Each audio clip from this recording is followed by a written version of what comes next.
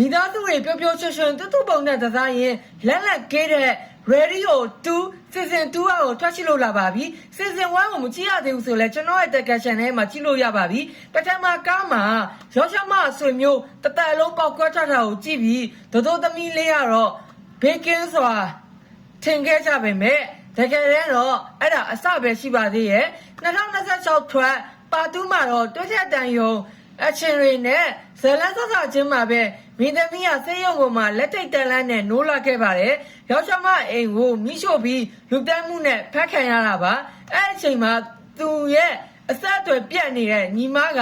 အရေးဖို့ဆက်သွယ်လာပြီးပြဿနာကအဲ့ဒီမှာစတင်ပါတယ်။မိသားစုတွေနဲ့တူတူပုံစံထပ်တစားရမယ်။မိုးလင်းတဲ့အထိအသက်ရှင်ရင်ဒီအပွဲအစည်းရဲ့အမြင့်ဆုံးနေရာကိုရမှသာအသက်ရှင်မှာပါ။ကျန်တဲ့လူယုံမာတွေကတော့နေရာလူဖို့မင်းသမီးကိုတတ်ဖို့အသေးအတန်လက်ချကြတဲ့ Ready ကို2 Season 2ကိုတက်ချလို့ရပါပြီဒီကားလေးကိုကြည့်ချင်တဲ့ဆိုရင်ကျွန်တော်ရဲ့တက်က channel မှာကြည့်လို့ရတယ်လို့ကွန်မန့်မှာဟန်လေးယူနဲ့လင်းလေးချထားပြမယ်အဲ့တော့ပါဆောက်သွားကြည့်လိုက်တော့လေ